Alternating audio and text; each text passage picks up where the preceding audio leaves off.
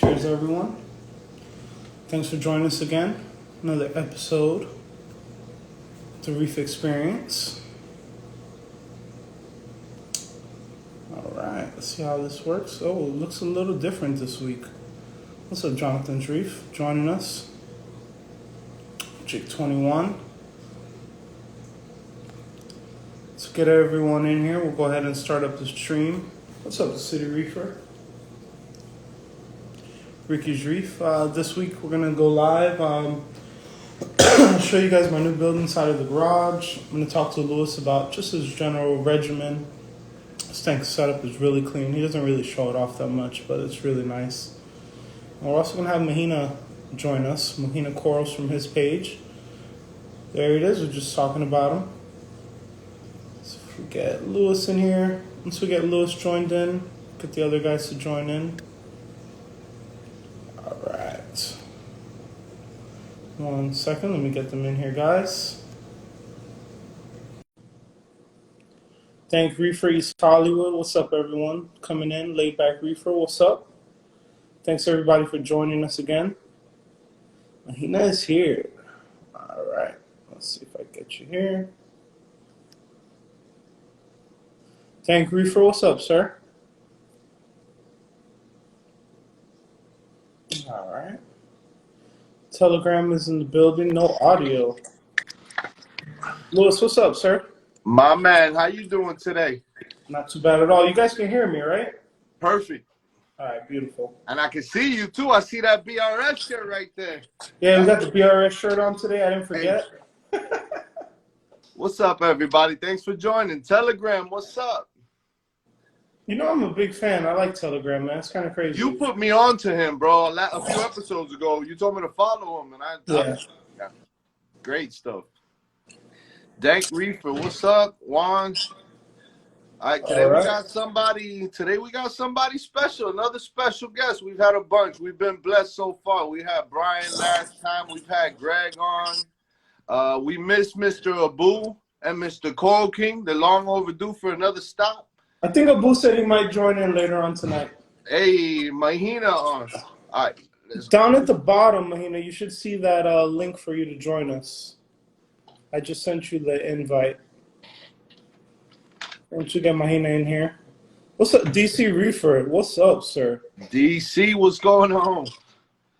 DC, man, one of my cousins that you actually met that helped me put the thing in the tank, I'm actually going to pay it forward like you did, and that tank he's going to be getting for free.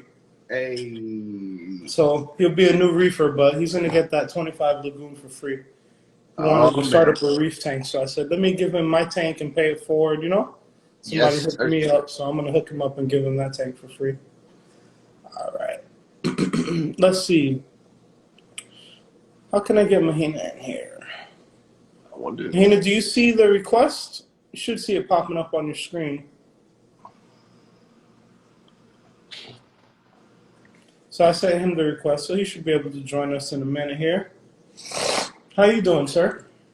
Good, man. Busy. You know, a lot of stuff going on. Just keeping myself busy like we all are. I saw you working your magic with your layout. That was interesting. You did a phenomenal job. I got to commend you on that.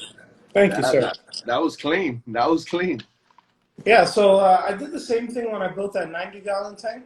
I drew it all out. I find if you draw it out and you make a list, it's easier because then you're just knocking things off and you can see it beforehand.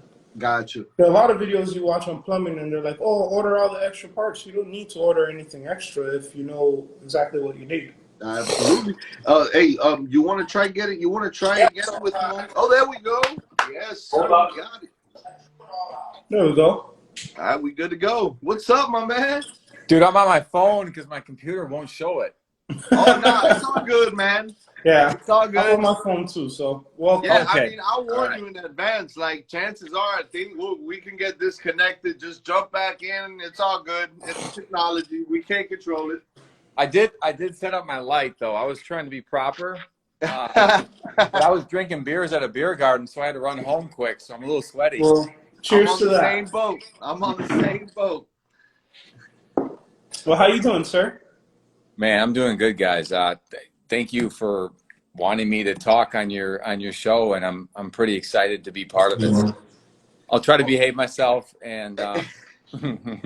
Well, you've been brought up a few times on this live, man, for many reasons. I mean, we're fans of what you're doing. You know, Des can relate, and Des is now in the hunt for likes and stuff like that. So he's definitely loaded with stuff for you. But just the approach you took. And in a whole new alley, I think, you know, we've seen people on the foods and the chemicals, but I think the lights was an untapped in this level. The way you brought it out, I thought was extremely interesting. How the way you played it out and rolled it out, it's very organic. It feels organic. And I thought it was interesting. I mean, coming from a guy that's also, you know, in the same venture, all, you know, a whole different side, not in the lights, but, you know, so I meant that when I see it. But I guess, you know, we all want to hear your point of view of, you know, the lights and what you bring to the table and all that. But I think before we get there, I'm curious. I've been curious to see, like, what's your story? Like, you know, how long you've been in the hobby? Like, what got you this deep in? Was there a specific point that drove you to go deep into it? Or, you know, how did it all play out for you, you know? Okay, so if it goes back to my childhood. So when I was 11, I wanted to have nice clothes, so I had to start working. So I've been hustling since 11. I can relate. You know what I mean? Like I had nothing. You know, my parents were great, but if I wanted anything besides Jordache, which you probably don't even know what it is, I had to get it. So I started working at and when I was 14, I started working at a pet store, and I lied. I said I was 16. So it was almost all freshwater, but they had the most advanced saltwater setup in southern Wisconsin. So we got people from Illinois, Michigan, everywhere, right? And Gary was my boss. He's kind of legendary local fish store owner from back in the day. He's like, read these books. So I started reading these books. Never kept anything besides basic freshwater. And I'd be telling people, oh, don't do the purple tang. It's going to get ick on you. And I started kind of taking equipment and stuff. So that's how I started. So I've been keeping fish. I'm old. Okay. So I was born. Welcome to the club. So take it easy. Okay. Take it easy. But I've been keeping fish since the 80s. Oh, wow. And I started building stuff when I was like 13, 14. I started whipping stuff up. It was a disaster. I don't know how my parents did it. But they knew it kept me not drinking beer and smoking weed and stuff. So they didn't care. So that's how I got into it. So fast forward through college, I had like a goldfish tank or whatever that all my friends, you know, at parties would pour beer into and shit.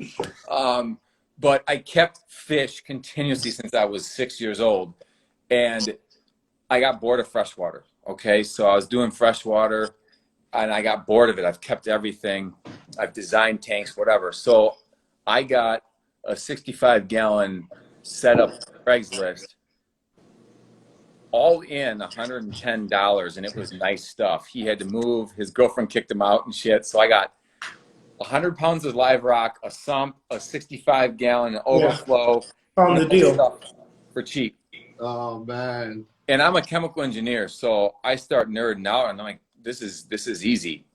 And my first tank was ridiculous. I was just using Kalkwasser. I had a hang on the back skimmer. I'd overflow shit. My wife would go nuts. She was like, what is this thing? But I started there. I've only been reefing for 4.5, 5 years, maybe max.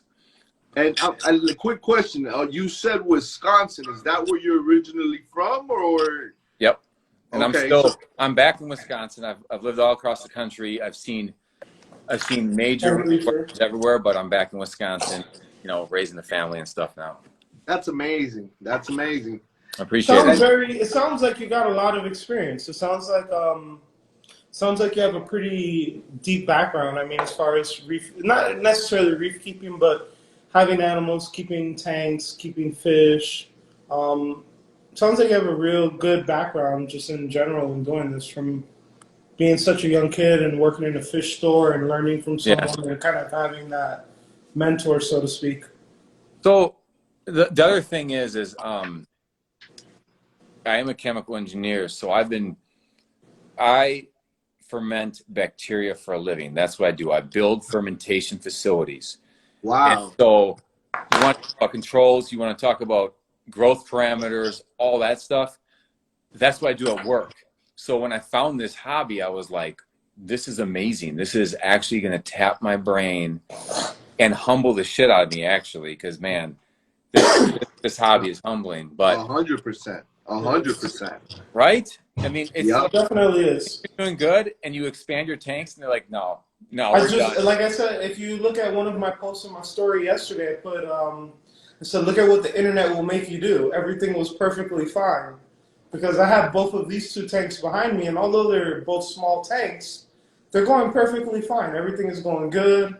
They're, you know what I mean? I'm not having any issues with them, Yep. but yet and still, I went and got another tank to start all over again. You guys, yeah, well, and you know, that's why I like this hobby, because it's not easy. I mean, raising those is hard. Absolutely. Yep. So it makes it interesting.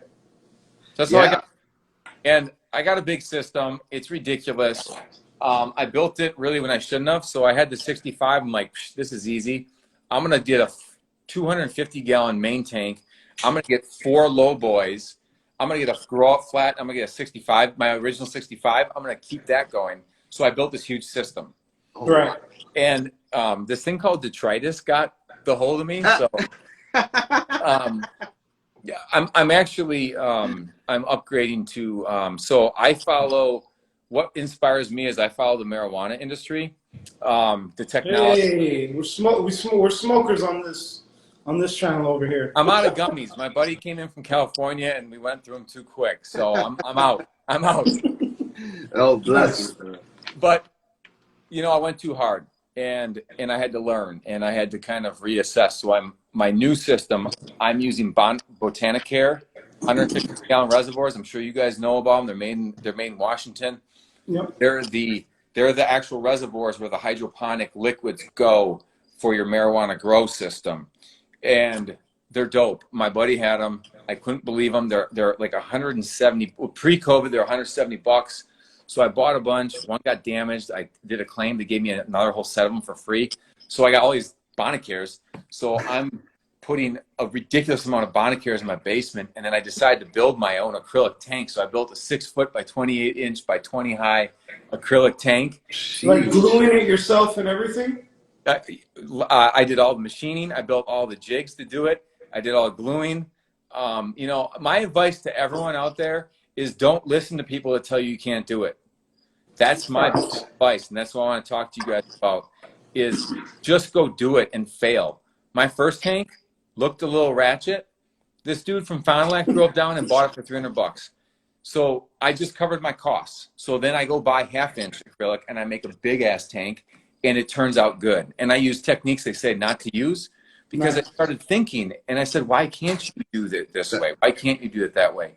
So that's what got me going on why can't I build stuff? Yep, thinking outside the box. Where I veered into lighting, because when you have a big system, you realize this is going to cost a lot. Okay, so you have a nano tank, right? You have a nice little nano tank. I can see it. Yeah. It's gorgeous. Do you have a Radion XR15 over it? I do, sir. My guy. So what a great light. It's beautiful. Yep. Now, if I want to grow coral with the square footage I have, I need $40,000 of those. And so that's why it's funny that in between last week when we spoke about you coming on until now it's easy to put the Radion on the small tank. I just went and picked up a 150-gallon lagoon from DC Reefer, and I was in my garage and I'm looking at it and I'm like, I'm going to need $40,000 worth of Radions. And I don't know if that's, you know, how practical that is in real life. You know what I mean? So it is kind of cool to have a person like you on where you actually did create something. You do have something you feel like you're going to be able to bring to the market that can help a person like myself where I don't know if I'm going to just swipe for 6 more Radions, right? And now I'm starting to think about my options. When it was just my one lagoon, no worries, I'll get the one Radion, right. I'll put it on, easy. But now that I'm looking at this big 3-foot wide tank, I'm probably going to need 5 more of those realistically. Yes. And how feasible is that for everyone? You know, I'm sure there's people out there that can do it, but for the general hobbyist, how feasible is that really? You know what I mean?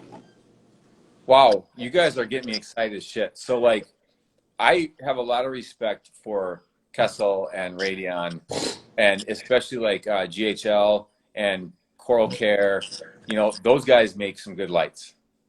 Mm-hmm. And for your standard tanks, they're a great option. But Right. okay, so I was telling you how I had to hustle to get clothes and shoes and shit. I mean, I had Steps. stuff. I was stealing donuts when I was young. Like, what am I doing?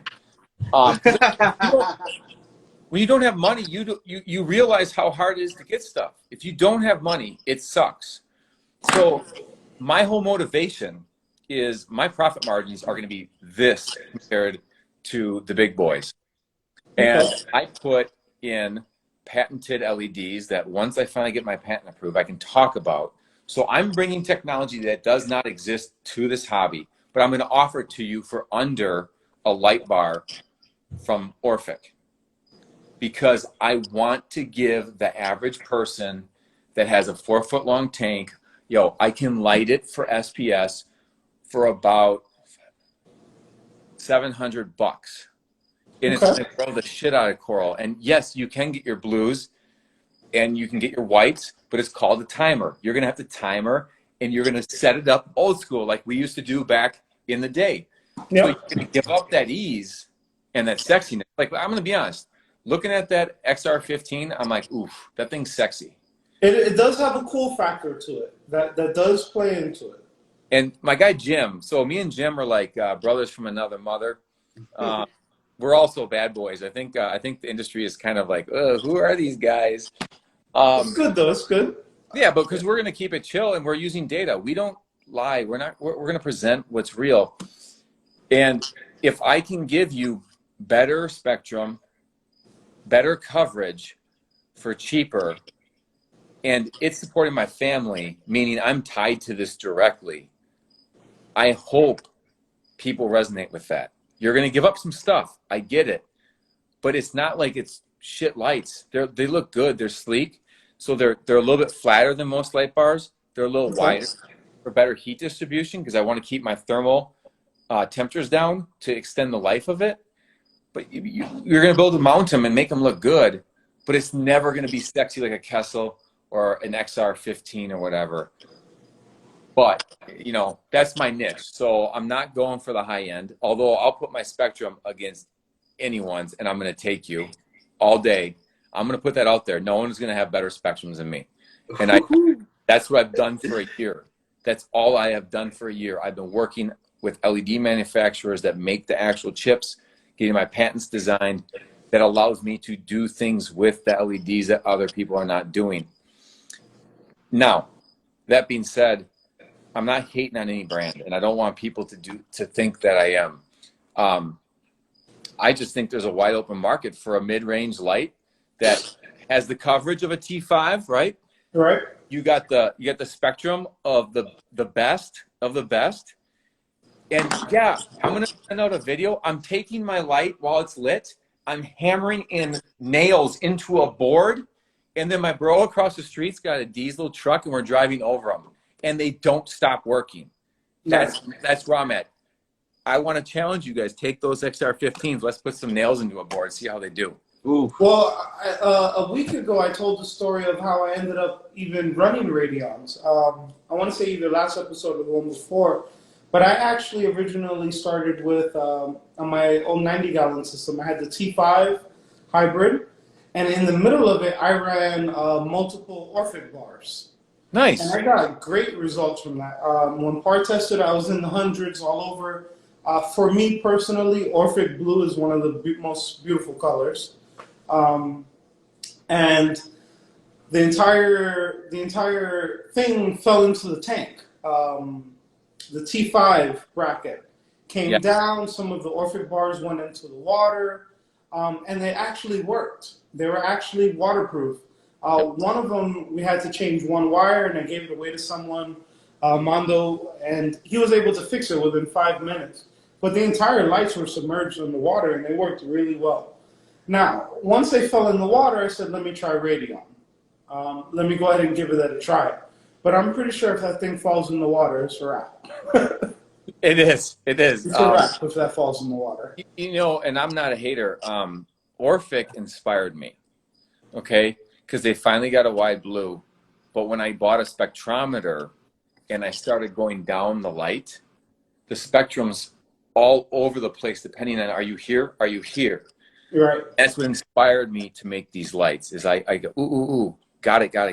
I want to go this path. So my Mezzo Blue is a slightly different Orphic Blue Plus, and you're a lot more violet. And I'm not going to use the word UV because I have 2% UV, and I'm not going to be one of those teams that markets UV. You have 2% output UV. I'm not. So I have a ton of violet, and I have a good amount of blue, and it gets widened out, and it comes down just like a Blue Plus. So my goal is actually to have the most accurate representation of a Blue Plus bulb, minus the little humps in the green and the orange. I'm not doing those. So I'm hoping it's going to be the most accurate. That's what inspired me to start.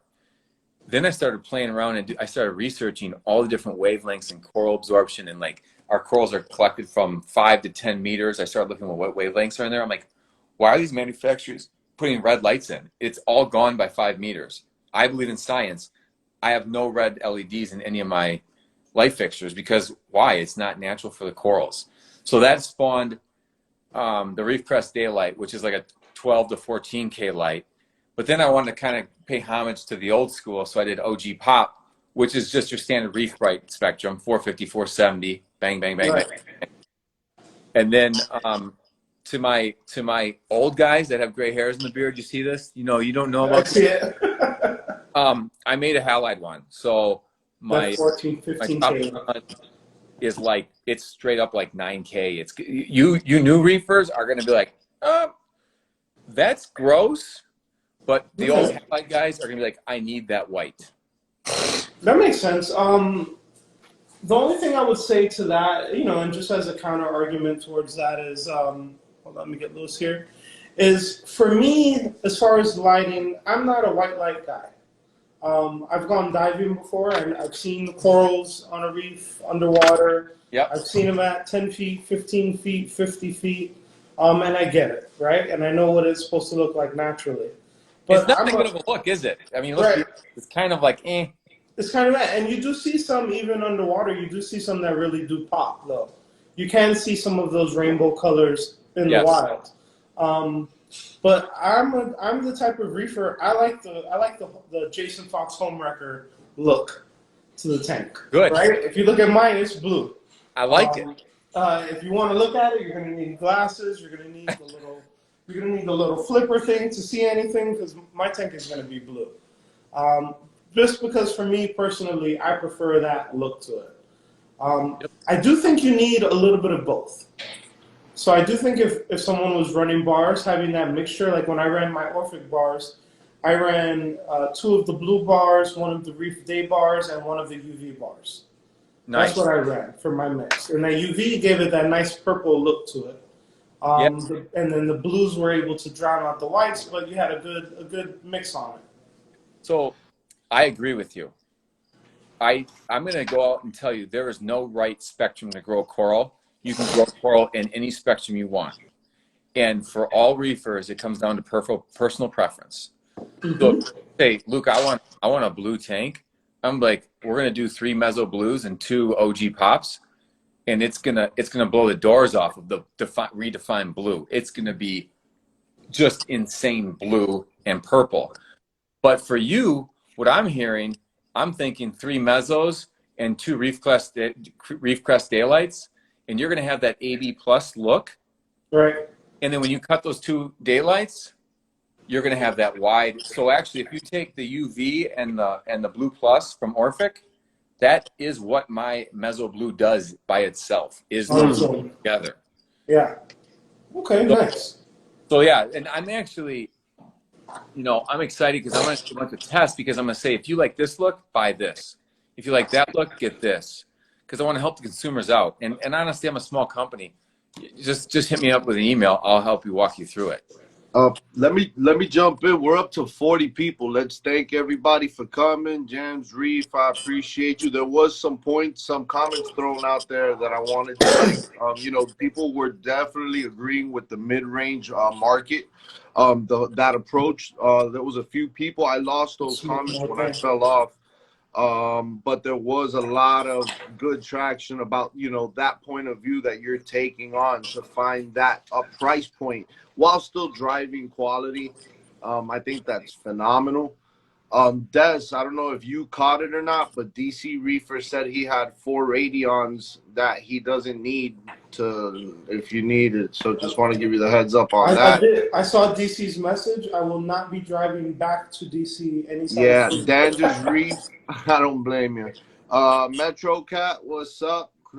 Crabopolis. I don't know. All right. Thank you for joining. Yeah. There's some good people out here, man. We appreciate everybody.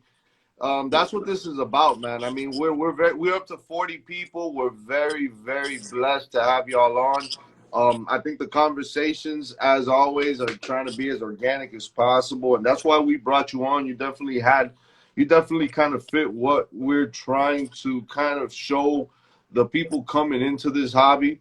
We're all in it deep, and we all see what we got going on in our big changes, but there's definitely a lot of eyes that are just joining, don't know what this is about, and the fact that they can count on people to just take time out of their days to sit here and interact and hopefully get info and just what's going on out there to the people. I mean, not just the new people. There's a lot of people that appreciate it that been in the hobby for many years, but we're trying to definitely think of everybody. But ultimately, I think that's an approach you're also looking at. You're providing a lot of good information in a way that I think we could all digest too. I think that's important. And not us digest, because I think maybe you can go a little bit deeper and meet Des, just because we've done so much homework in the past, we can somewhat keep up with you. But I think the novice could definitely just keep up with what you're saying, which is complex in a way, even though you've simplified it to the best of your abilities. Let me ask you a question, Luca. Can you be by the way? Go ahead. To come into Magna next year, and you guys can be my hype man. Can you? Hey, you guys just down. Sign me up. Much.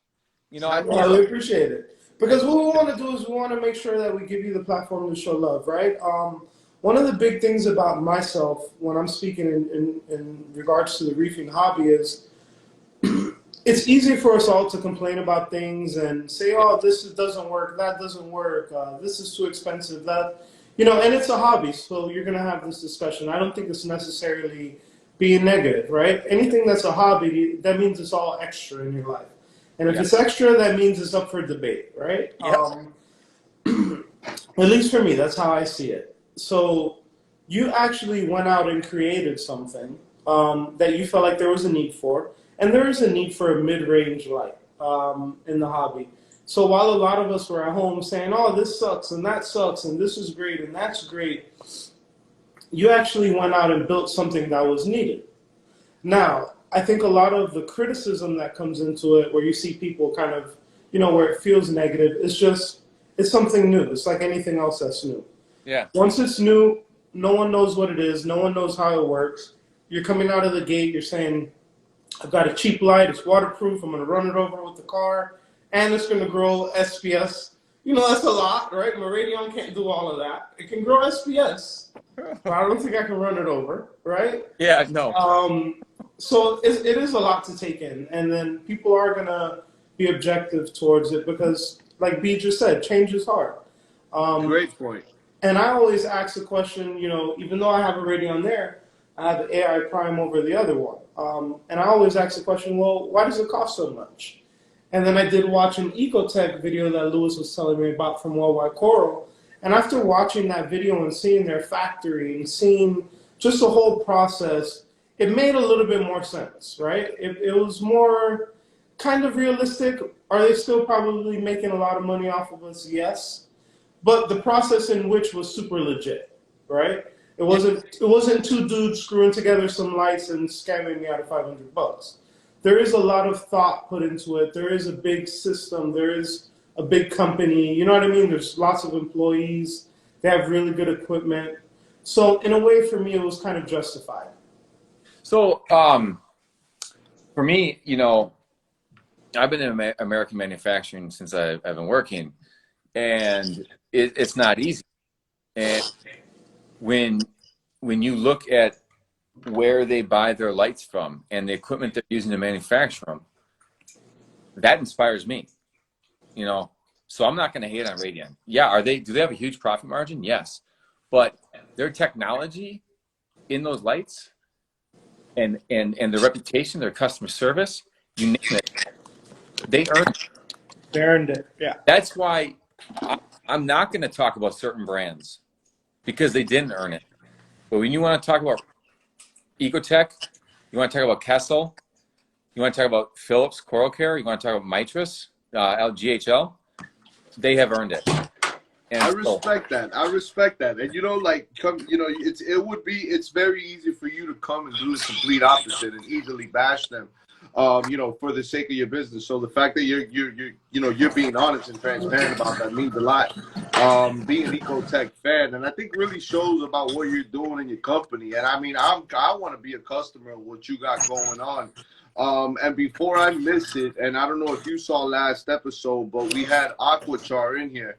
And he, once again, they're taking the biomedia and the carbon approach. It's a genuine path. It's a untapped market in our level.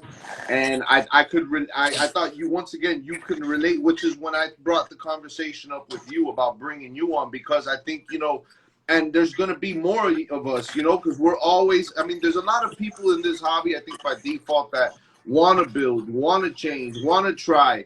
And like you said earlier, are might be a little hesitant to it. Me by default, I'm also a hustler. And I would do a lot of things with my hands, and I would get into projects sometimes that I didn't know if I can handle or not. And me and Des have had this conversation in the past, and I correct me if I'm wrong, Des, but I think I've kind of touched on you about building stuff and doing stuff, and you did just that. And lately, that's all you're doing. Everything you're doing is on your own. I'm not actually really into building anything. yeah, but and I'm gonna tell you, but you seem to be getting a lot into a lot. It's more fun, right? It's kind of just the evolution of it. It's just experience over time. I love it. It's just me gaining experience, me trying different things, realizing that maybe I could just get someone to do the plumbing, or I probably can order all this stuff. I could probably do it myself, right? And you know, I made a plan, and I drew a map, and I drew it out, and I have a list of all 700 pieces that I need, and I just think it's the evolution of it, because at the end of the day, it's going to come out better, and it's going to be exactly what I want. I'm going to be able to get that cool factor, and I'm going to be proud of it, because it's going to look dope when I'm done. You know, 100%. The PVC thing, I started releasing I did my first PVC video. And this weekend for my system, you know, for your anti-siphon where your return pump, your pump loses, it'll siphon back. Yeah. I'm going to show you how to drill the PVC, tap it, screw in 1/4-inch tubing to make a clean little siphon break that goes into your tank.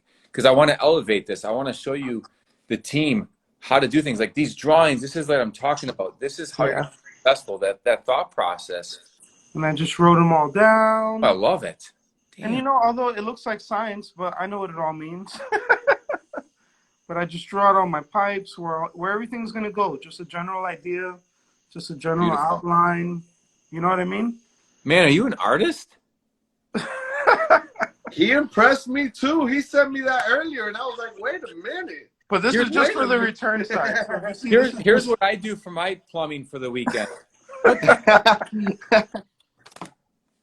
That's impressive. Well, that was my first try. So that's from my drain plumbing little schematics that I got going on. That's go strong, do it, have faith. You're gonna be just fine. It'll work good. But get the primer. Get PVC primer. Don't just use glue. Use that primer too, okay? Okay. Well, I For sure. watched that video. Once you pulled it up, I loved it. I mean, and I'll tell you what it did for me, because my dad was a handyman, a jack of all trades. So I learned a little bit of everything, and like watching you do it, I got deja vu of watching my dad teach me how to do it, and it was the exact same process. So you were spot on, but just the reassurance for me, just it's nice to hear it again. It's been a long time. So Yep. just to see the process was nice, the way you laid it out, and it, once again, easy to digest. Des, I don't know if you've seen it yet. Have you? The PVC one? No, I haven't seen this PVC video. Watch it.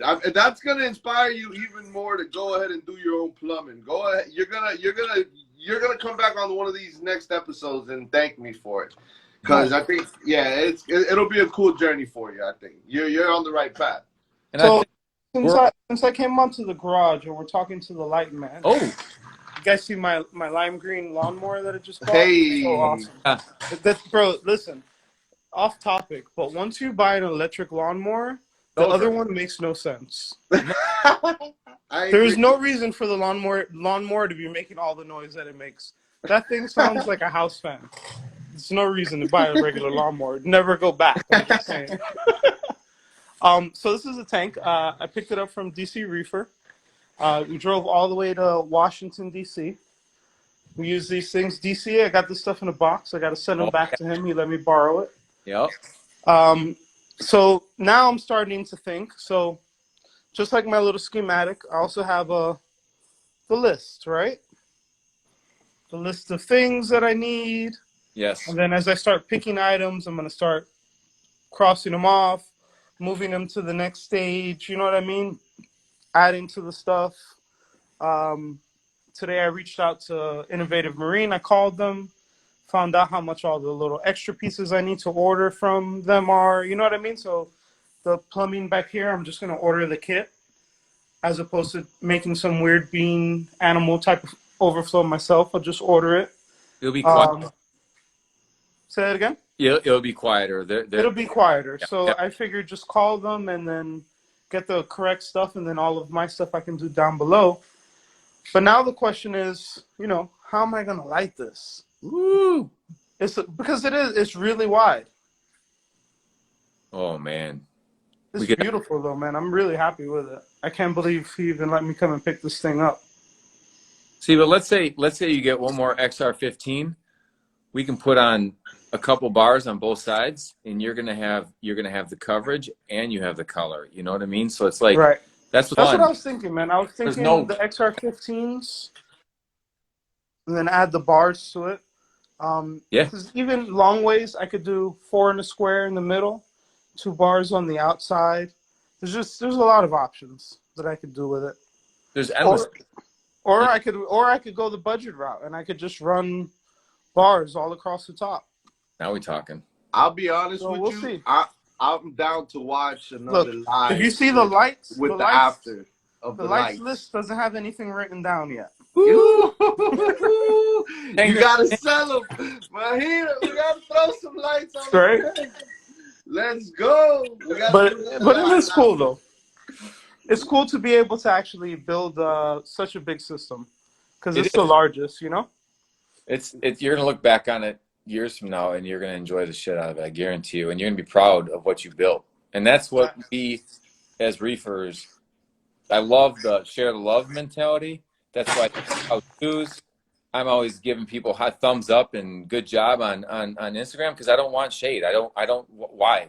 I want to spread positivity, and that's why I'm enjoying this talk a ton. And I'm looking at the followers, and their comments are just motivate me to do my thing because they're all positive. And it's like it's just that's I want to create an IG fam that is all positive. We all succeed together, and you guys just got me excited because when I see you building your first big tank, dude, that's real.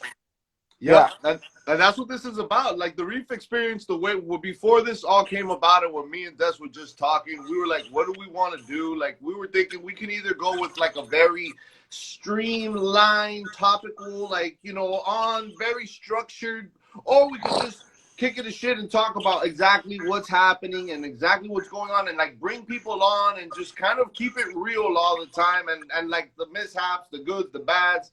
And then luckily by default, we've just evolved into being fortunate enough to just grab, you know, have people like yourself jump on and enlighten us on different kind of parts of this, whether it's the lighting, like the carbons, you name it. Greg Carroll was on and shared a lot of the discussion on the lights when the whole sky Echo Tech comparison was breaking hot, which was a cool conversation. And throughout that whole time, I was kind of always keeping you in mind because I knew you were in the works. I knew you were in the works. I mean, and I remember, you know, your following happening very fast and your videos getting a lot of traction. Yep. And it goes to show that people definitely want to see what we got to offer in this light. I'm sure this live is going to have thousands of comments when it's all said and done. It's been nonstop, and we appreciate that. And we're trying to keep up, and I'm looking at some of them, but it's a lot of cool interaction, man. It's interesting how just people are convoying on their whole, you know, setups and thought processes. We're very blessed to have this platform and the evolution of this hobby. I mean, a few years ago, I was on Craigslist, and now I'm live with, you know, hundreds of people. So you guys are, I like the format. I love the crew you have. There's not enough time in a day, but I wanna follow some of your stuff. I'm trying to keep tabs and learn. Yeah. But you guys have like a I don't know, it's like an organic flow, and it's easy, and like you're just like, hey, you want to be on my show? And I'm like, yes, thank you. I feel comfortable, and you guys are independent reefers. I mean, you guys are doing your thing, and you're spreading the word, and I'm looking at these comments. It's like, it's awesome. It's like, it's just kind of cool to see it, and I think lawnmower is better. But you know, if we can somehow steer positivity into this hobby, because it is a hobby, and we get too serious sometimes. We gotta lighten up. You know, one of my big things I'm doing now, and I'm gonna ruin the mood now, is we have to realize the responsibility we bear when we house these animals. There's going to be a time in the very near future when we can't get them anymore, or only maricultured, and it's going to take years to catch up. And I'm not calling out anyone, because I've been looking at this for years. So I build facilities, and I believe that a huge facility can manufacture products and not fail.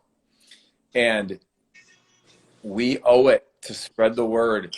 Don't make excuses why your tank crashed and be like, oh, well, better luck next time. We owe it to talk about it and say, where is your backup power? Do you have a second return pump in case your return pump dies? Do you have some type of basic monitoring on it? Guess what? Monitoring can be a little home security camera that just looks at your tank and your sump. You know if it's running or not. What can we do to spread the word? To say, look, this hobby, you know, you're not going to be able to do it for $10. And my goal is to bring products to the market that are going to be significantly cheaper than what is out there. However, it's still not a free hobby. But how can we, and Jim Telegram got me going on lithium phosphate iron battery, all these things. How do we spread that word that we realize that we have a privilege of being able to keep these animals, and how can we do a better job of keeping them alive? Now, I'm talking about what we can control. I mean, acros, I want to crush my head against the wall sometimes. Your colony's growing and growing. You go on a girl, and you come back, and it's like, yo, peace. We're done. Yeah. But it's what can we prevent? Because we want to prevent that. You know? Does that make sense? Cool. You nailed it. You nailed it. You nailed it. And look, I mean, there's a comment here. Speak how aquariums help mental health as well. That's from Ricky's Reef. Now I'm gonna play both sides on this. Who the people that get into this hobby and really love it, they sit in front of their tanks and they get this sense of peace and love. This hobby can be very rewarding. You need to return the favor to the tank. The tank deserves just as much love as it gives you. I think, and let's keep it real. To your point, I mean, my goal is to be able to get the best possible growth I can possibly get out of every single coral, and have as minimal loss, which I've been fortunate enough to be able to be extremely point on. We've all had our shares, and you know, it's never, especially when we're dealing with thousands of species, and I'm open game to any species as long as I know I can do my homework and get it right. But I think there is a sense of responsibility, and I think what happens in this hobby is the way the budget is broken down, and this goes to all scales of budget. This is not for the high end budget or the low end budget, but where the money goes. A lot of people want to invest, you know, the minimal amount of money, and then spend thousands on fish and coral, and put those fish and coral at compromise, while their equipment is not in a state to be able to keep up with those corals or fish. And I'm not saying you need the most demanding stuff, but you, like, to your point, you got to have the basics covered. You know, the things to keep the life of these animals at all given times. And I mean, look, and you brought the camera up, and a lot of people, when I first got the camera, you see my tanking, it's like, oh, why do you need a camera? You know, why do you need, let me show you this camera, guys. I don't know if you guys can see it. Yep. Let me see if I can get closer to it. Okay, guys, Yep. I got this brand new at a swap meet for $5 in the box years ago. It's been amazing to me. So it doesn't mean you have to go out and spend thousands on a camera, and we need a full camera system, but you know, try to go out and do something, you know, just to those little peace of minds that you can get. And I'm not saying, to your point, it's not a say all do all, but come, you know, I say if you can do it, try to definitely cross as many T's and dot as many I's for the sake of you and your animals, you know. So, amen. That's so what I think I heard in that conversation is essentially you feel as if a lot of the problems reefers have in 2021, they're preventable, essentially, right? I always play devil's advocate, right? That's my side of the coin. I think a lot of it is point of sale. At point of sale, there's no guidance, right? So if it's like when you go and buy a car, they kind of ask you a couple of questions, right? I don't know if that's a relatable analogy, but there's certain things that you purchase that it comes with questions, and it comes with, they want to know what you have, if you're prepared, if you can handle it, so on, so on, so on, right? It's like buying an expensive dog. Sometimes there's breeders out there that they want to know how many people live in your house, and you're like, well, I'm just buying a dog. What do you care? But they want to know more information if you're capable of taking said animal or purchasing said thing. So I think part of the problem is point of sale, right? I can walk into the LFS and I can buy anything and no one cares. They're like, give me your $80, put it in a bag, you're out the door. They don't care if it's dead in an hour. Agreed. So I think from point of sale, I think there should be a little bit more responsibility there. But as a hobbyist, I think you should do the research before you just add things. Yep. It's like me writing that plan down on the stand, on the little board, right? I have a plan. It's my first time doing something so large. It's my first time, and although I've built a tank already, and although I've had multiple tanks, I've still never done this. So therefore, I need to have a plan, and I need to do research, and I need to look up each of these things. So that way, when the day comes and it's all working, I have a better understanding of what's going on, right? I can better address having 200 gallons in my dining room. With the corals, though, I really think, I'm not saying it's the vendor's responsibility to teach, but I do think they need to give a little bit more information in the box. You know what I mean? It's like when you go on Live Aquaria, and they have like the care requirements, and although it's kind of generalized, on every fish it's there. On every piece of coral, some general requirements are there. Tank size, temperament, care level, feeding. You know what I mean? You have that information. I think you nailed it. You nailed it. And I think on coral sales, you don't. So the other day I was in the LFS, and this guy, I was watching the store owner walk with the gentleman in the store, and the guy was like, all right, I do want to buy coral. I don't know what any of it is. And he was just walking down the aisle, and he's like, is that one easy? And the guy's like, no. Is that one hard? He's like, no. Is this one hard? And he's like, yes. Is that one hard? No. And it's like, there's no real transfer of information. He's just like, yes, no. He doesn't tell the guy the name of the thing. He doesn't tell the guy where it comes from, how he could take care of it. So it's like, whichever one he picks is probably going to die. So, go ahead. No, you go. Go ahead. That's not a counterpoint. That is an excellent point. And I think we're talking the same thing. I think we should expect more from online vendors, and we should expect more from local fish stores. And I sell coral on the side, right? I have tanks, I grow coral, I sell it. I will respectfully not sell to people if hey, what's your elk at? And they say, what's that? But hey, we're time out. I'm not going to charge you anything. I'm going to show you how to do an elk test. And I'm going to show you what calcium is and magnesium. And then go back, do your thing. You're going to have to FaceTime me. I have to see you actually did it. Come back and buy corals. But a local fish store won't do that, or they don't do it often. And I think it is the responsibility of the reefer. It's the responsibility of the retailer.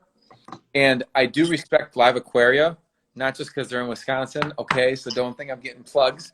I do respect them, though, because they're going to tell you what you need to do. And if you read it, you're going to be good. And if you buy from someone local, like Adam from Battle Corals, I know him. He's a Wisconsin reefer also, Battle Corals. Yeah. He will ask you a couple questions normally. Now, he's grown up, but he was like, hey, what's up? Because I was going to put a big order, and he's like, do you have this? I'm like, and I sent him pictures. Like, on his website, when you get when you order a battle box, it's kind of that mystery box. It literally has like a questionnaire. Yes. It literally has a questionnaire of just, you know what I mean? And even if the information he's going to give you is not very specific, even if he just has a generalized response for multiple type of questions for these type of animals, it's still better than nothing, and then a person can make a better decision. You know, another thing that I've spoke on before, being that I have a small tank, sometimes for me, I take for granted the keeping the coral alive part, right? So I've watched corals die, and I'm like, it kind of doesn't matter because the tank is small. Like if I go and get a bigger piece, it still looks full, right? I can remove everything, and I can put 5 new corals in, and it looks like another reef tank, right? Yeah. But now I'm thinking about it from the perspective of that 150-gallon lagoon. I need that stuff to live. Yeah. Right? How many times I can't afford to fully restock this tank 10 times over. You know what I mean? When I put a frag in there, I want it to be able to grow and thrive. You know what I mean? Moving forward. I don't want to just be able to bring a coral in, cut it in half, trade one piece, keep a piece. Yep. I want to be able to grow a frag into a colony. That's part of the experience. And I think if there was a little bit more general information given, I think people would have a lot more success. But that's what we're doing here. I mean, that's what this is about. And once again, that's why I respect what Mahina's doing, because he's giving information. And I think, like, the reason why I respect that is because I think if we all, as a unit, and there's thousands of us that have great information, the Greg Carrolls of the world, the Telegrams of the world. I mean, there's unlimited info coming out, like, everywhere. And like, once again, in the last episode, I brought up part of this hobby. One of the most responsible things to do as a hobbyist is be able to learn how to decipher the information. But it's okay to get all the information and then compile what you feel is the right thing for your system, for your animals, for your fish, for your lifestyle, for whatever your scenario is, because we all have one. There's no one size fits all. And not only on the tank side, on the personal side. You know, we all have different schedules of life, different families. Some people got big families, little families, no families. There's all scenarios. And they all play out different on how we're going to go about our tanks. But I think the fact that the information is out there, and that it's coming and faster and better and cleaner. And I get a lot of comments from the way we kind of go through the information, because it's not in a scientific state where it's uncomprehendable and followable. People can keep up with us. I think we're offering pretty basic info, and we're not coming across as the professionals of all the world. We're just giving our stories, our backgrounds, which all once again are different.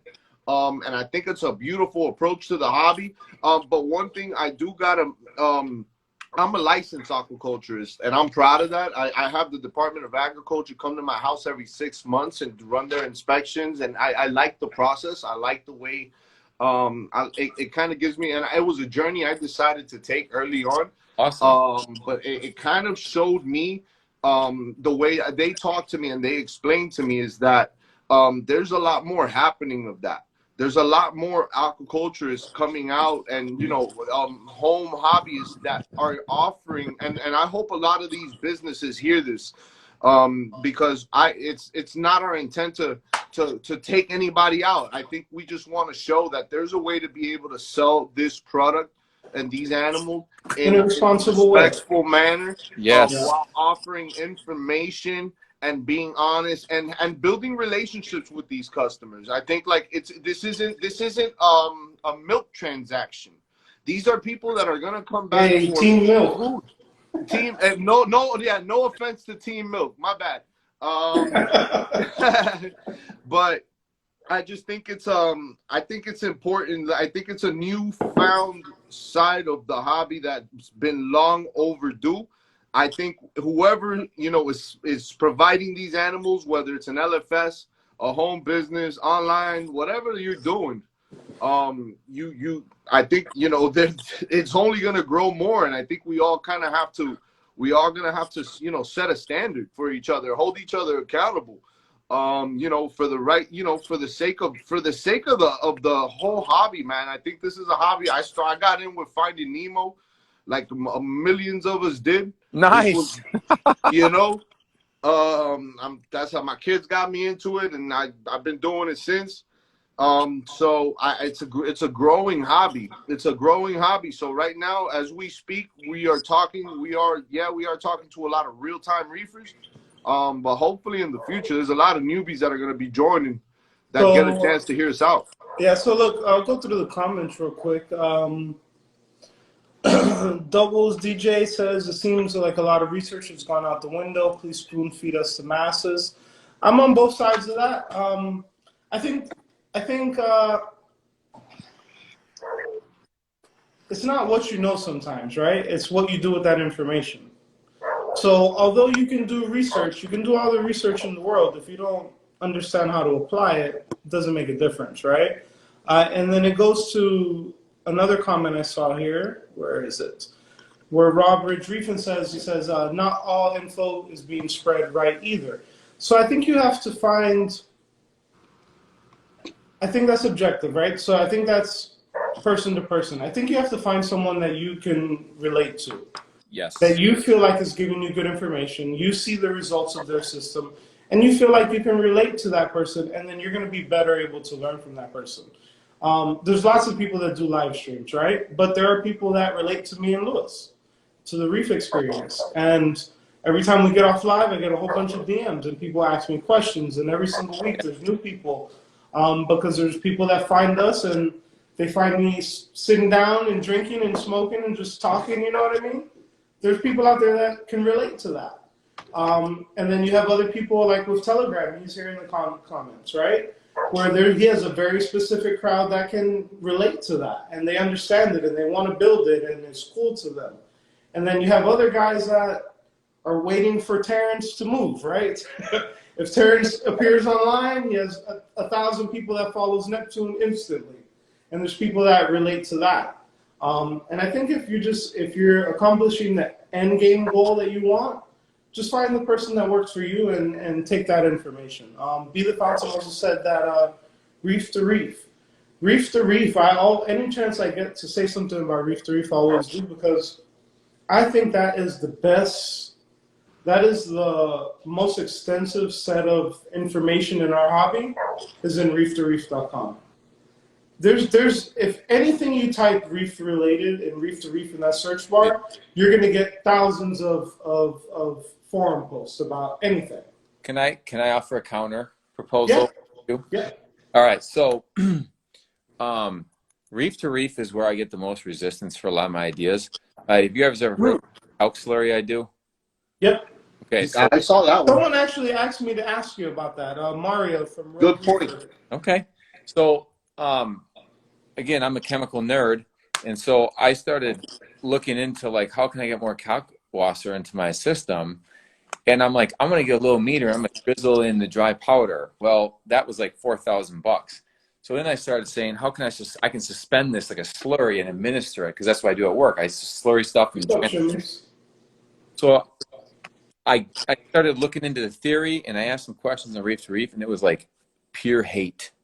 So and hold on, let me pause you there. Right, let's just pause it there. Now, in the same breath that I said it's the best resource of information, it goes back to the first thing you said. You're a chemical engineer. The majority of people on Reef to Reef come off as some sort of scientists. It's a different crowd, right? And because everyone there seems super smart, yes, if you ask a stupid question, they're just going to kill you. And so, and it's true, and they do, and it's tough. Yeah, and I don't try to win arguments. So you're gonna see me there like, okay, that's your opinion. I hear you. And so, anyways, it motivated me more. I started diving in my textbooks, and I'm like, no, this is gonna work. And I'm gonna tell you, someone that's very high up in R2R told me it will not work. And they have a PhD. They're a smart guy. When you apply the technology to the engineering, that's where it breaks down. So I started saying, okay, what's the barriers? High pH barriers. So when the drip goes in, if it's not agitated fast, you're going to have micro dropout, and that's going to precipitate out magnesium and calcium. So I'm going to put a wave maker in there and get rolling like this. But here's the thing, is if it wasn't for Reef to Reef, I wouldn't have had successful slurry, because a lot of those guys gave me the right tidbit of information, and it's up to you. How do you take that? You make a sentence out of it, and then I'm going to be honest. If it wasn't for Jim, he's the one that figured out these Jabos run in the calc slurry. If it wasn't for him, this would be a dead subject, because I kept burning up pumps where I had this fan motor thing, and it was like a contraption of a high school. But now let me ask you a question. Yeah. Yes, I can get a bucket, and yes, I can put a wave maker in it for $50. Yeah. RODI, some calc. Yeah. Put it on the timer. I got slurry, dose it in, right? You don't think it's easier to just buy the little calc mixer? $100, $150? So what? Then go through, just the mental strain. So if your alk uptake isn't that much and your evaporation exceeds your calc rate usage, I say use a calc reactor, a calc dissolver. They're not freaking reactors. They're not reacting anything. It's just spinning it. It's not really doing anything. Freaking bonkers. It's a freaking. Okay. I had one. I had one before I came up here, and I gave it away before I left. Hey, Des, I can't see the comments, and I can't see anything. I'm gonna jump off and just okay, and then come right back in. Yeah. Sorry. Okay. Yeah, go ahead. So when you have a small system, I'm the first one to tell you, do not use it. There's no point for it. Yeah. Even your big boy tank, once you hook up a frag tank to it, I will say I can save you money and I can give you better performance and growth. But for small tanks, this stuff doesn't apply to that. Remember, I got 700 gallons. So it's about saving money, and it's about chasing pH. So your counterpoint is 100% valid. But I'm going to counter that with, why don't we still use that 5-gallon bucket, and let's make our own calc reactor for $50, and it's going to work just as good. And take that $100 and buy a nice coral with it. That's a fact. That's a fact. And that's the part where I find you can't argue that, right? I'm a believer, if it works, it works. It took me years before I bought the Radion. I've used, and I'll just give you some of my experience, right? So I've bought every piece of equipment that I've had on a reef tank from Amazon before. Every pump, every return pump, every gyre, all of the filter pads, the PVC. And I've honestly never had a problem as far as structural or equipment failing, right? I've never really had equipment failure. Have I been a super successful reefer where I can say, hey, I grew basketball colonies? No, right? But I've never had a J-Bowl break down on me. I've never had any of my Amazon CP 150 gyres break down on me. Just because J-Bos are cheap don't mean they're junk. It's not junk. You want me to nerd out right now? Their ceramic bearings and ceramic shafts are light years ahead. They are beautiful. The reason why they work in calc is because the hardness of ceramic is higher than calcium hydroxide particles. Those pumps, I'm going to just flat out say in a couple of years, they keep improving them. They're going to be legitimate options to anything on the market, including Toonsy and Ecotech. Oh, wow. So I'm not hating. And they work really well. Even my DP4 doser. Yes. It's in the garage, and I'm going to be honest with you, it works. Anytime it used to be connected, I calibrated it, and I never messed with it again. And I'm a big, if you watch all of these videos back, at some point I'm in there, and I always say, I don't understand why a lot of this stuff costs a lot of money. That's the team I'm on. Yeah. Right? But I'm also team cool. I like cool stuff.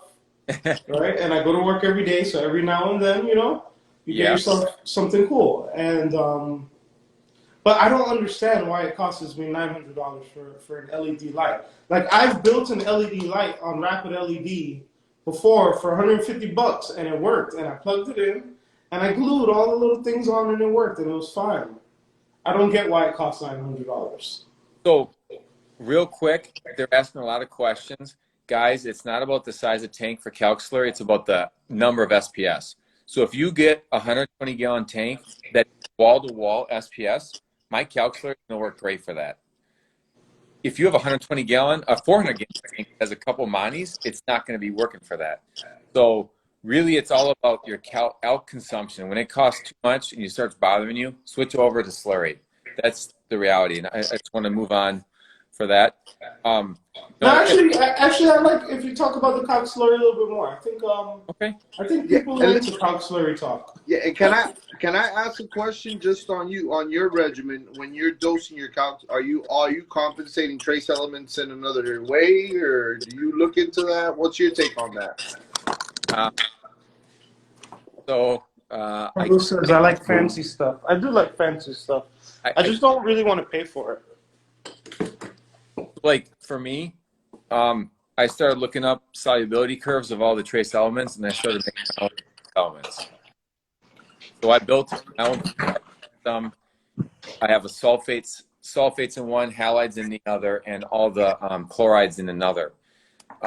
And I keep them in suspension, hydrochloric acid, and things like that. So I have noticed my strontium's gone down a little bit. So good question. My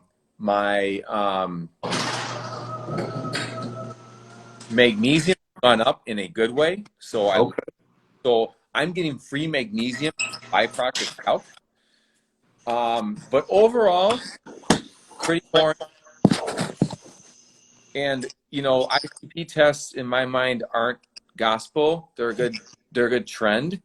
So if I had, let's say I had my aluminum went up from 1 part per million to 2 parts per million, that's testing error, guys. Don't freak out. If it goes from 1 to 20, we have a problem. So I do dose traces. I'm actually going back to an old school way of dosing traces that Jake Adam recommends, where you just put some in. It might never show in the test, but put some in, it's got to be doing good. Exactly. Yeah.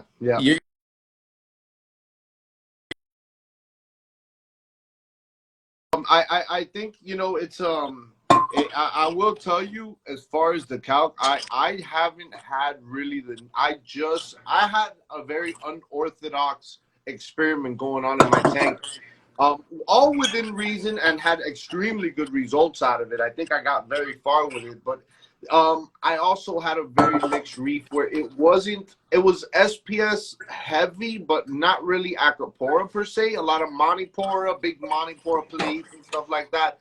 And my share of SPS. I gotten very deep into the SPS lately, therefore I started my dosing regimen. But for a long time, I was doing weekly water changes with very good water and trying that method to see how my tank would react. And it wasn't a recommended, but definitely would, if people would willing to try, I'll give them my regimen. They saw, once again, like people said, you know, let people show you what it does. You know, you have to have proof behind the pudding too. But I guess where I'm going with it is, you know, we have there's been a lot of, there is not now that I'm getting into the dosing, I've noticed like my buddy Phil, which me and Des talk about a lot, he who I lives actually gave the calc. I had a giant calc reactor and gave it to him. well, there you go. So he is one of the, like, he's the guru locally in our chat rooms. I don't know if you know this about us, but me and Des got some chat rooms that have hundreds of people in it locally. Wow. And we share info, we share you know, all types of help we can give. And there's people that have specialties in different parts, and Phil's our calc guy. Phil's usually our calc guy. Even though there's a handful of guys that offer feedback, I like hearing it from him because Des, vouch for me if I'm wrong. I've seen him. He used to have a nano tank, and he had a red Solo cup, and it was dripping calc into the tank. He lives by it. He lives by it, and his tank is phenomenal. His tank is and he has a very simple. Let me not say simple. It's complex. It's just very simplified once you get into the drill of it.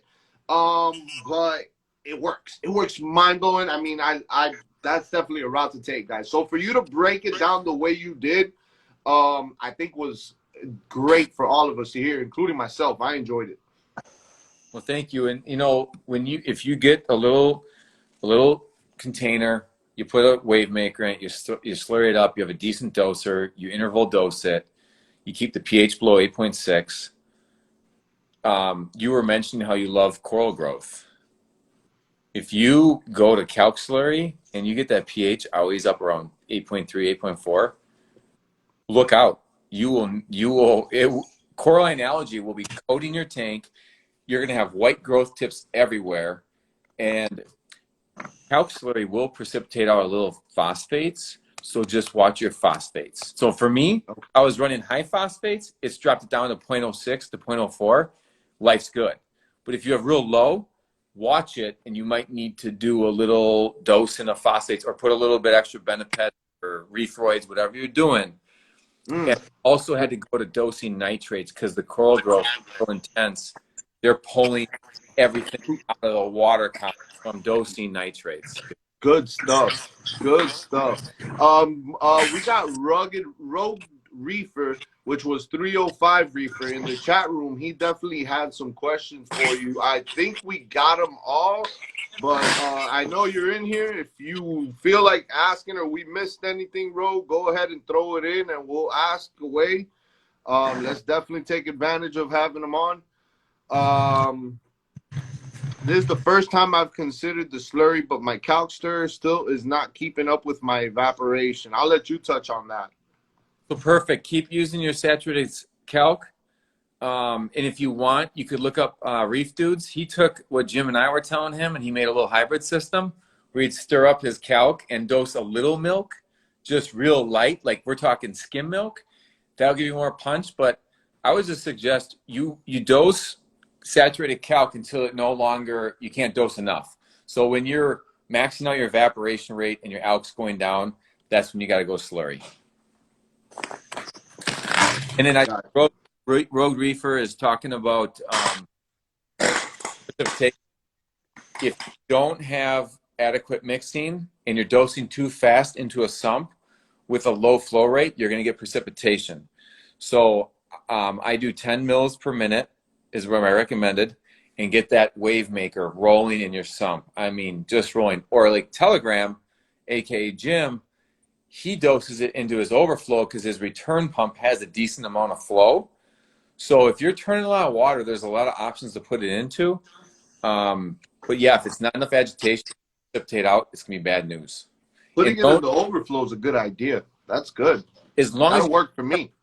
you got to have turn though. You know what I mean? Yeah, I have. That's the thing. I do have a lot of turn in that area, so that's good to know. So it's free. That's a good idea. There, just dose it in there. You don't have to pay for shit. I love it. I'm like, look, we're all getting something out of it, guys. On a constant drip, I was doing 1 ml per minute. You know, and once again, I do want to touch on this before I forget. I think it's pretty basic, but I think it's important to say it. Calc, UV, skimmer, none of it works unless you do it properly. Like, there is a way to do it, guys. Like, it's like, and that goes across the board. Like, you don't know how important, like, we encourage having the proper things to keep your animals alive, but it's not just checking them off a list and saying you're done. Like, make sure your skimmer's working, you know, accordingly to what your tank needs, your sterilizer, your calc, you know, the points that he was able to provide, like, they're valid points.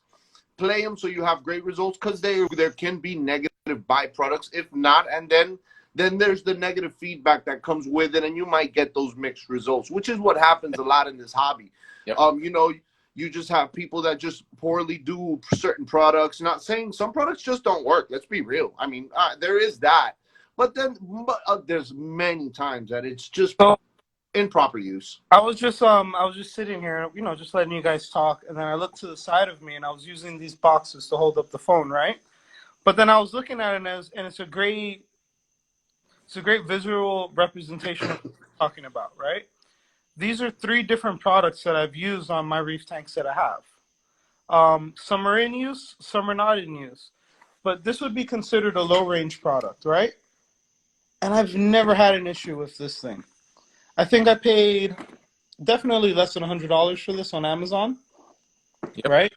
And it works. I don't need a $500 doser, right? I have my MP10, which I love. It's awesome. It has all the modes. I actually enjoy using the app. I add schedules. You know, I mess with it from time to time because I can. But I do hate the giant motor sticking out on the side of the glass. That's the selling point of this thing, right? Do you have less inside of the tank? I really don't like that. It's the giant thing is sticking out the side of the tank. For me, I think it ruins the side of it, right? And then here, I think you have more of like a mid-range product, right? The ice cap. Yep. It's not a max spec, and it's not a JBO. It's not a CP10, and it's not a $400 max spec. But this thing works really well. It does have its downside. It does make some bubbles, but I just think it's a good visual representation of what we're talking about, where I have 3 different things that they all cost different things. You know what I mean? This is a cheap doser in the world of doser. This is a mid-range pump. This is the one everyone, you know what I mean, tells you to buy. But this costs 3 times as much as this. You know what I mean? If I buy an Ecotech 4-pack, an Ecotech 4-pack is almost $600. Now, can it do more? Is there more functionality? Yes. But is there 5 times more dollar-wise worth of functionality? I don't think so. There's one doser out there that's worth every penny. The Dosatronic is built to what I would consider laboratory standards. So a recommendation of any doser, if you're going to spend over $500, the Dosatronic is insanely good. So to your point, I think there's been a lot of talk about the Ecotech has some leaking issues on the fittings. The Red Sea is I think a rebranded Chinese brand. But the Ecotechs are an excellent doser if they can fix that leaking thing and if they can make them. They're not making enough of them. But man, Dosatronic is easy. That one. Go ahead. I said the Ecotech 4-pack is probably most likely what I'm gonna think, because I want to set up a auto water change system, and with those 2 heads plus the other one for dosing, it's but it costs $100. Yep. And to me, I just feel like, does it really cost $600? I have a question. Why why do you want automatic water changes? Because I don't want to do it, and I think that you should do it. I do think you should do the water change, but I have zero interest in going outside, making the water, putting the salt, putting the pump, sucking the water out, putting the water back. I just like it's 2021, and I can definitely. I don't think like we're not in a world where I gotta do that anymore. Like, So let me counter that. So I know BRS made it popular, and you know and I am BRS. I know, and I All hey, right. much But do love. you think? Go ahead. Go ahead. Go ahead. I Tell me. got love for BRS. But hear me out on this. They're in the business of selling stuff, and if you can get people to buy 2 more expensive pumps to make your water change, it's good.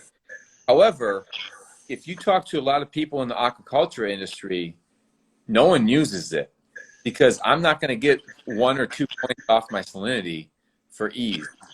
And this goes back to my But suggestion why would I get knocked off of my salinity though? because what happens or what can happen is wearing those pumps and now you get a different exchange rate.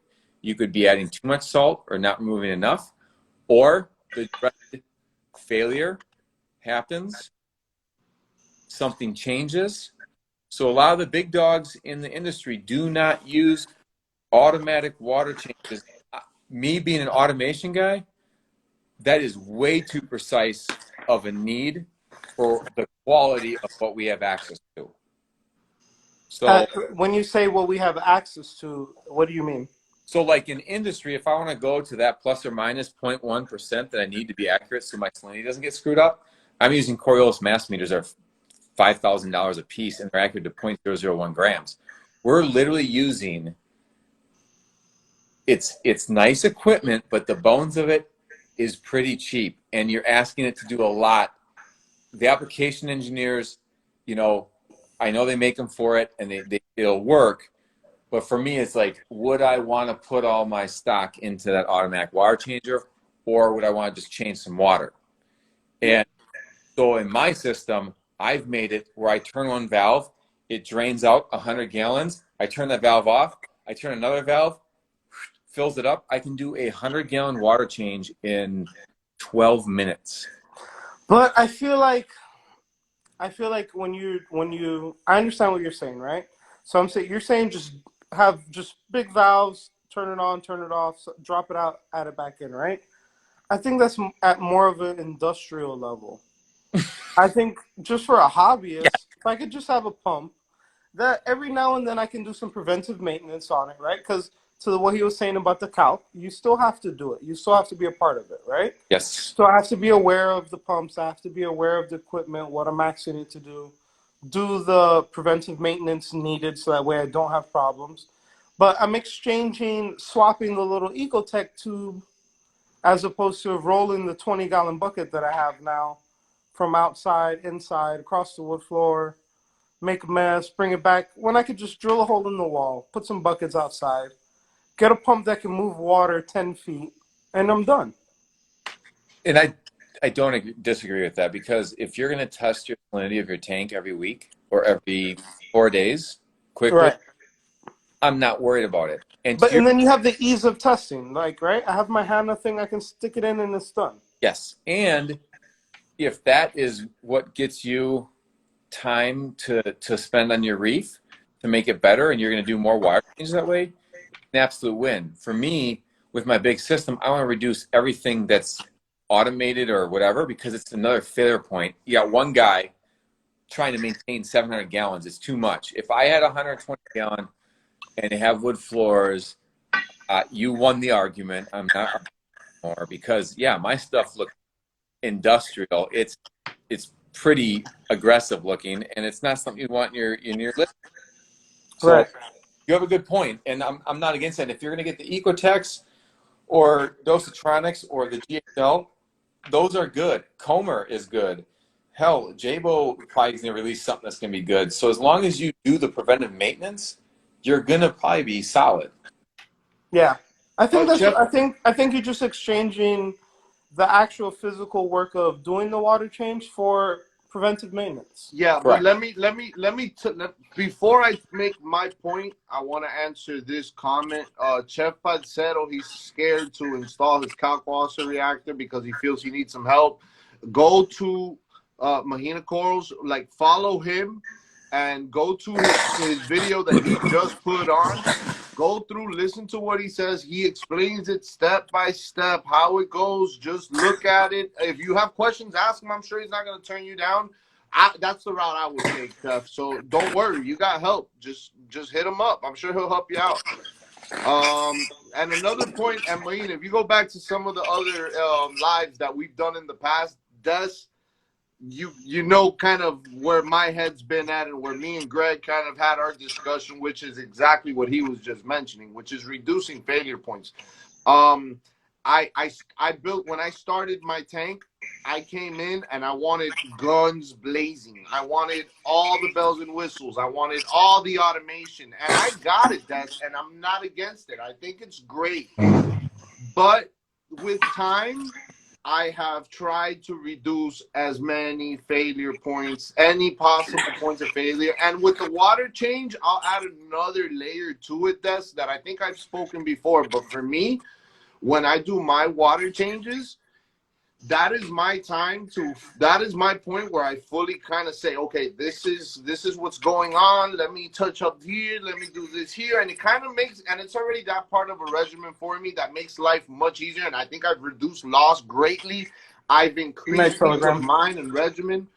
Not saying that auto water changes aren't bad, but I think that layer of being interactive with the tank during the change, like if you just press a button and it goes both ways, there's still detritus on the ground.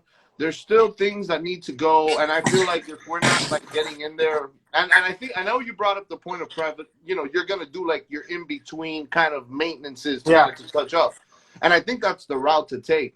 So not going anti-automation. Once again, I encourage it if you got the means and if it's something that fits your lifestyle, like Des, you're saying, you know, you want to reduce as many things.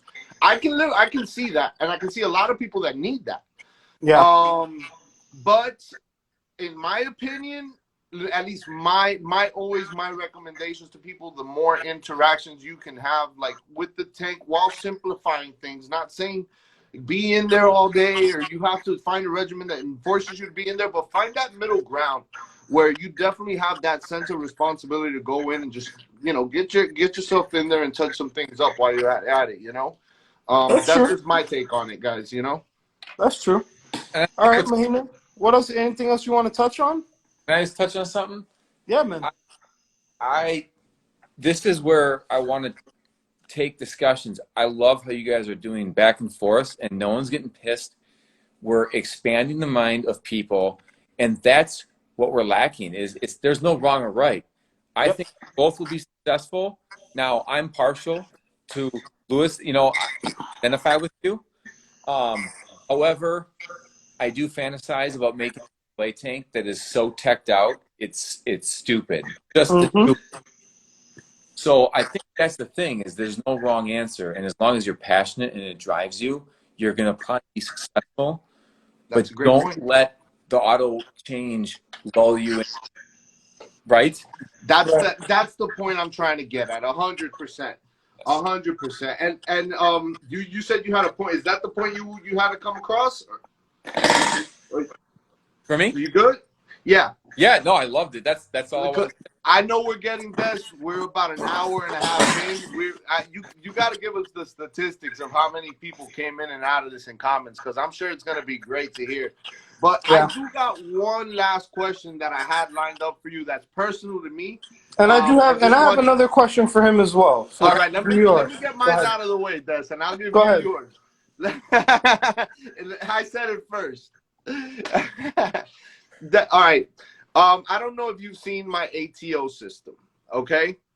I did a whole rain setup on my tank. So my tank, the RO is being rained on. So it literally rains in my tank. He has no idea what you're talking about. Sure. Does it work? Is it working right now?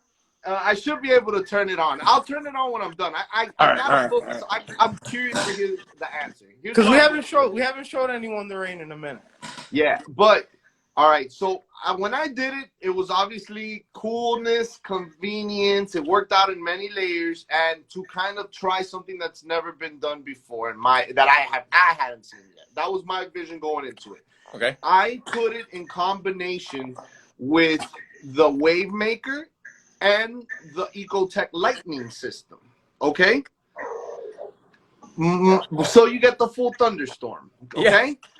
Now, my question, I've had AIs before, they offered the lightning. I've had these, they offer the lightning. I've always, by instinct, tried to find the most natural approach to things. So I did this with that intent too. I would love to see what my tank would look like under that natural scenario, how it would play out. Is there anything to the lightning other than coolness? That's my favorite. Like, is there any science behind it that you're aware of? Like, or are we... So, number one, I love your innovation and your imagination. Thank you. That is awesome. I'm gonna say that is cool. That is so cool. The lightning, all that stuff is what Jim calls light bling. It's for the consumer. And you know what? If it makes you happy, then frickin' use it. That's awesome. Okay. There is science. Okay, so there is definite science. You know how you can do the cloud mode? It ramps up and stuff? Yes. There's science showing if you go high power, low power, high power, low power, it is looking legit. I'm going to try it out with my bars. So my daylights might turn on and off a little bit. That's cool. That's the Saxby. That's the Saxby setting. Yes, when you go to AI Prime, the Saxby, his chart, it literally looks like this. I think he's a doctor or a scientist or some shit, and he figured this out. It's real. But the lightning is cool, and with the rain and stuff, I mean, that's pretty rad. So, like, it's more for you, but there's no way it's doing anything negative, if that makes sense. It's all good, right? You don't think the dramatic change could be negative? Because when that lightning strikes on the lights, it's pretty bright. So it's a drastic change. So when you're diving on the reef, the water change 8 degrees. Yep. A cloud comes up. So I have done par readings in crystal clear lakes in Wisconsin. 10 foot down, par readings of over 1,000. The cloud goes over, it goes to 100. Cloud goes back up to 1,000. Yep. If the ridges of the waves hit it, it'll get 2,000 to 3,000 par peak because the magnifying. Yeah. Remember, those reefs are dynamic. Yep. So, and even when diving and you're down there, that shimmer that everyone talks about, you can really see that on the floor, where you can see the difference between the shadows and the real hot spots. And and you could be super deep down and you still see it when you're diving. You can see those clouds passing. You can see when the storm is rolling in overhead. You can see that everything going on in the tank. Yep. But what he has set up is pretty cool. Yeah, and I think it's okay. It's not going to harm your corals. I used to do a thing where I'd put coral sunlight outside in water for 5 minutes. It's getting 2,500 par. Put them back in. None of them bleached. Now, if I let them out for an hour, the Monties would get a little stressed. So you guys have to realize I do weird shit all the time with my Monties because they grow all over the place. I had Monties growing in a pail bucket that were thriving outside. It was ridiculous. Wow. Until a mouse fell in and died, and they all died. So don't be afraid to try out this stuff. And if people on Reef to Reef tell you can't do it, then frickin' do it for it. But just bring science. Use your science background, your understanding of your reef. Yeah, I will tell you. Let me give you guys a little. Some people might have seen the live where I first built the whole rain process and stuff. And that's just to give you a little update of kind of what my outtake's been of it. As far as the lightning mode per se, one thing I did notice, and I've seen this in the past, but I really dig into it this time, was the way the fish adapted. The corals per se. The corals per se, were unaffected. Like nothing really changed. I mean, obviously the tank's getting better. I'm not going to associate it to that, but it's definitely going in the right direction, so it's not hurting the tank. The way the fish have adapted to the lightning at 11 o'clock, like they know it's coming and then they know the rain's coming, it's a very natural approach because they go trying to grab the droplets as they land, like in the ocean, thinking it's food. And it just gives it a very natural vibe to it. I feel like I think I'm overall achieving a very natural approach in my system because of it, and I'm enjoying it. It's Let me ask you a aesthetically question. pleasing. Do you think you could add? Because you just said the fish go to it, and I don't think he's ever seen it, so I don't think he visually understands what we're talking about. But he Yeah. literally can hit a button and it rains from the lights down. No, into it's the not. It's tank. voice activated. It's Actually, I voice just tell activated. Alexa. So I've been Alexa laying around for it years. I have no rains use for it. from the Finally found you. canopy. His auto top up is essentially raining down into the tank, droplets of water. Could you add, you don't think, aminos or trace elements to that ATO? I look, you brought that up when we first started discussing even doing this, and my thought process behind that was I always wanted to make sure the lines always remained as clean as possible. You know, and since not being put in constant use, I didn't want to sacrifice the facts of any residue relying. It's pure, clean brand, you know, that RODI water running through it nonstop. I don't want to diminish that. So I'm just going to keep it RODI. It sounds good. It might be something I can apply in another sense, but not into that system. I really want to keep it as clean as possible for the sake of the plumbing and the tubing and all that fun stuff. Yeah. That makes sense. Yeah, I'll show it to you guys real quick. Hopefully it works for me right now. Let's see. Let me put this on to give you guys the full experience. How do you flip the camera around? Okay. There you go. All right. So let's see if I can do this. Hold on. Alexa, turn the rain on. Yeah, you should start seeing the drops. Oh, I disconnected my Alexa for the live. I can do it manually for you guys. All right, so here it goes.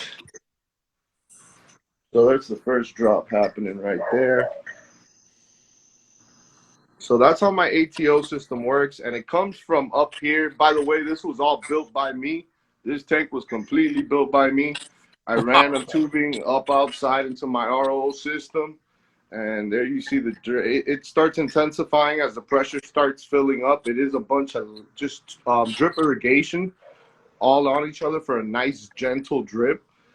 So it doesn't splash everywhere. It stays nice and clean in my tank. If you can see the top, you get that droplet flow right there. That's real nice.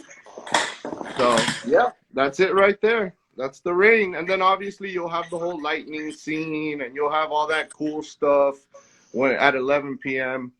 But mainly it's just ATO. So that's how the tank gets replenished, you know? So. And let me ask you a question. Does it drip enough to actually work as like, is it functional? Perfect. It's perfect. I've yet to have any issues, man. It's really worked. Look, in the beginning, a really rookie move on my behalf was not adding a check valve to the line and it having so much height. I couldn't, you know, it couldn't contain the pressure. And it was such a simple, cheap fix. You know, it's a really rookie move on my part. But the check valves, guys, for anything, it's a must. I think I'm gonna need the secret sauce for that for this tank. Okay, this might be the coolest thing ever for guests. You know, they're looking at the tank and they're already like, "Holy shit!" And now you're like, "I'm gonna make it rain, bitch." And not only make it rain, but I'm gonna make thunder and clouds, and the whole thing is gonna be awesome. Yeah, it is really cool. And like I with the whole Alexa thing, I can turn it on from the living room. So sometimes I'm just sitting in the living room and I can just snap it on and like it really looks impressive. And it's satisfying. It's truly satisfying. Can you add sound effects to it with the Alexa? Like it starts raining and maybe you get some thunderstorms rolling in? I didn't go deep enough into automating it in any sense or not, but my son thought it was cool as shit when I did it. Like when he was I told him, you know, Papi, say turn on the rain, and it just started raining in the house. He was like, holy shit. So he spent the rest of the day trying to figure out how to make Alexa make thunderstorm sounds and all that. And it's doable. We did it. It looked pretty cool, but it's a pain. And I'm not. It's good. I think I'm happy with where I'm at.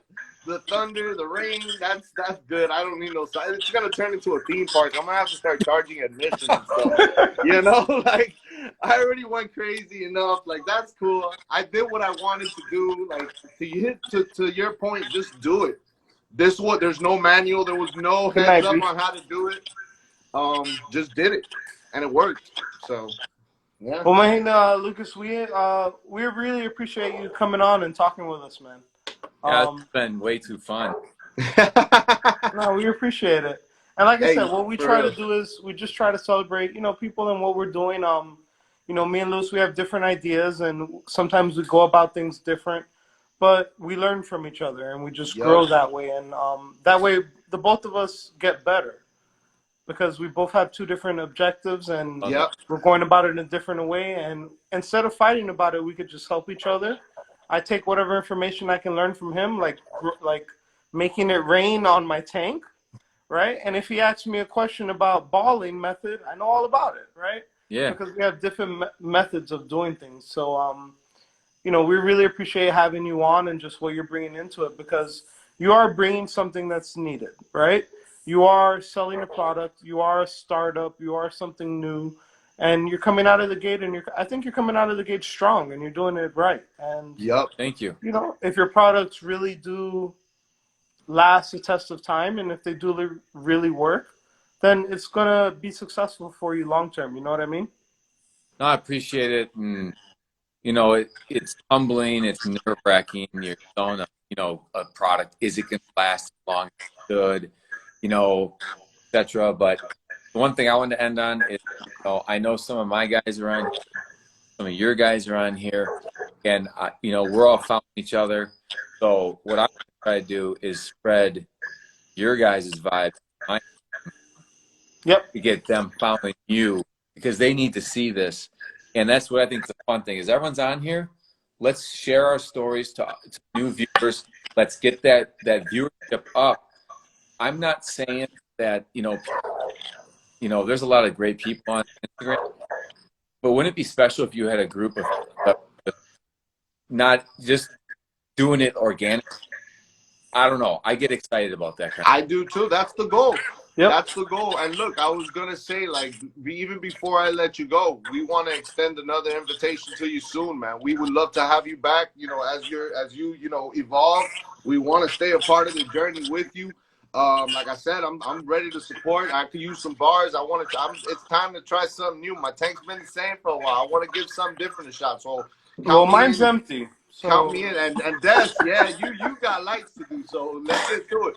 But look, everybody that joined Des, I need you to give me the stats on this live. I'm curious to see. There was a lot. I'm gonna be honest with you. Every time I click on the insight button after the live, it deletes the stream. Oh, that's why. Because when we end the stream, it tells us how many people came in and out, how many comments. But when I click it, I can't save the stream. So let's save the stream. I'm happy. Like I'm always I'm grateful, right?